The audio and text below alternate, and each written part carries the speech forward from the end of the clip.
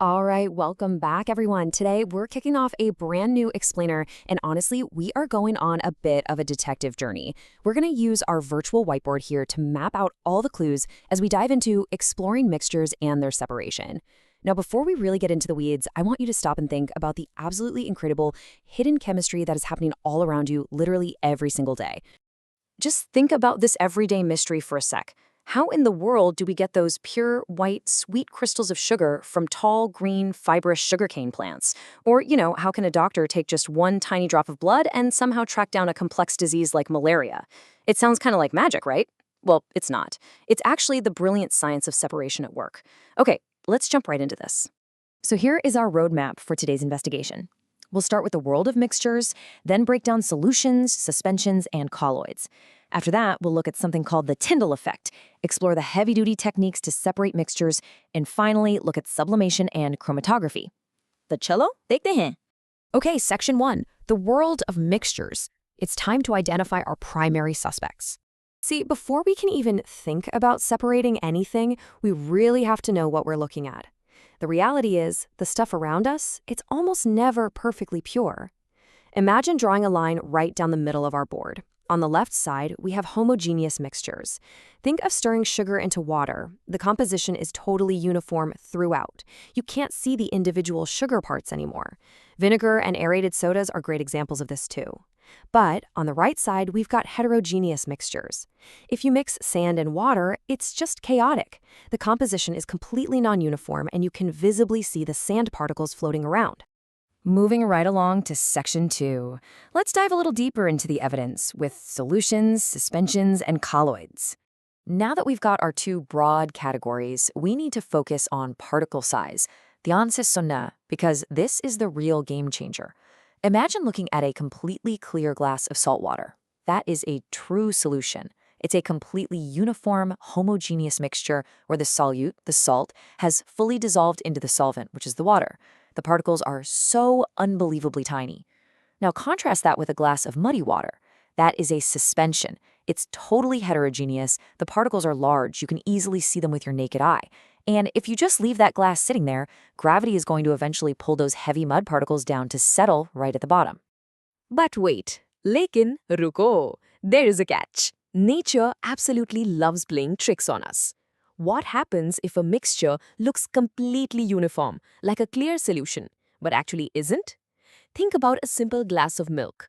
It looks perfectly homogeneous, right? It's smooth, it doesn't settle out like mud does. But if you put it under a microscope, it's actually heterogeneous. This really sneaky middle ground, that is called a colloid. Which brings us perfectly to section 3, the Tyndall effect, our microscopic detective tool. So how do you prove a colloid is hiding particles if they're literally invisible to us? Well, you use light. Imagine shining a laser pointer directly through a true solution, like that salt water we talked about. Notice how you actually can't see the beam of light passing inside the liquid itself. You only see the little dot hit the wall on the other side. The particles in a true solution are so incredibly small, we're talking less than 1 nanometer, that they simply cannot scatter the light. The laser just passes right through, totally undetected. Now let's swap that out for a colloid, like water with just a tiny splash of milk in it. And boom! Look at that. The path of that laser beam suddenly glows and it becomes entirely visible as it travels through the glass. Even though the mixture looks pretty clear and homogeneous, those colloid particles are just large enough to bounce the light around. We actually have a name for this specific phenomenon, the Tyndall effect. Basically, it's the scattering of light by dispersed particles in a colloid, or a suspension, which is what makes the path of light visible. Named after the scientist John Tyndall, ye bahut important concept hai for our investigation today. It's honestly the ultimate test to distinguish a true solution from one of those sneaky colloids. And the absolute coolest part? It's not just some lab trick. You see this on a massive scale in the real world all the time. Have you ever been to a night game at a big sports stadium? You know those huge floodlights cutting right through the night sky? That giant, visible cone of light is literally the Tyndall effect. The intense light is just being scattered by the dust and smoke particles suspended in the air. Okay, let's take a quick mental screenshot to organize the evidence we've gathered so far. Solutions have incredibly small particles. They never settle, and light passes straight through them. Suspensions, they have large particles. They definitely settle over time and they scatter light. And colloids sit right there in the middle. They have moderate-sized particles that do not settle, but they absolutely scatter light. All right, on to section 4, techniques to separate mixtures. It is time to bring out the heavy machinery toolkit. Now that we know how these mixtures are put together, let's break them apart. First up in our toolkit is distillation. Let's say you've got two liquids completely mixed together into a homogeneous mixture. These are called miscible liquids. How on earth do you separate them? Well, you use heat. You boil the mixture. The liquid that has the lower boiling point turns into a vapor first. We then capture that vapor, pass it through a special cooling tube called a condenser, and it literally turns back into a pure liquid in a totally separate container. The one crucial thing to remember here is that this technique requires a minimum 25 degrees Celsius difference in their boiling points to actually work effectively. But what if the liquids absolutely refuse to mix? Like oil and water, right? Those are called immiscible liquids.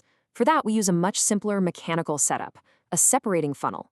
You just pour the mixture in, let it sit for a bit, and gravity does all the hard work for you.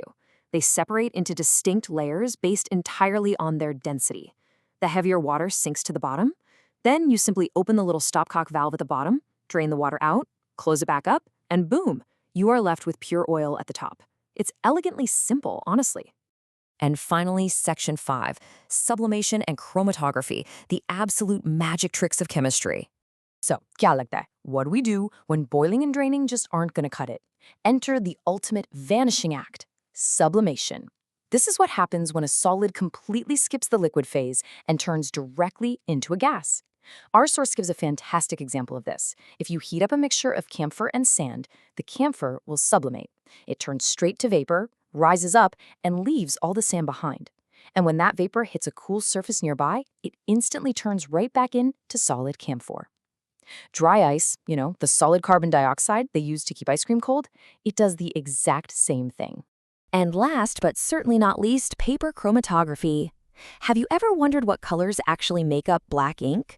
Well, you place a tiny dot of that ink on special paper and dip the very edge into a solvent, like water. As the liquid slowly travels up the paper, it grabs the different color pigments.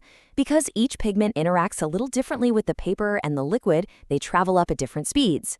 Basically, the black ink magically separates out into a rainbow of distinct colors right before your eyes. You can even use this exact method to extract the specific green pigments hidden inside spinach leaves. It's pretty amazing. All right, let's quickly wrap up what we mapped out on our whiteboard today. We learned that mixtures are either beautifully uniform, which means homogeneous, or chaotic and clumpy, meaning heterogeneous.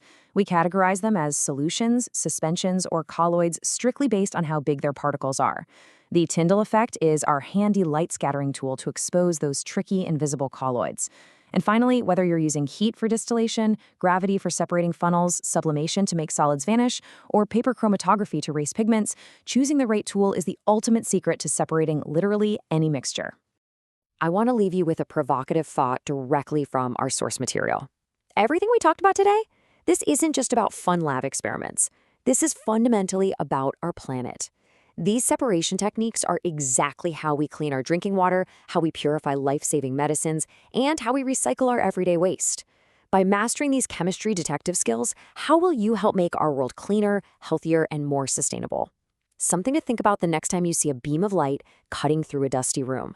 Thank you so much for joining me on this explainer. Keep asking those big questions, and I will catch you next time.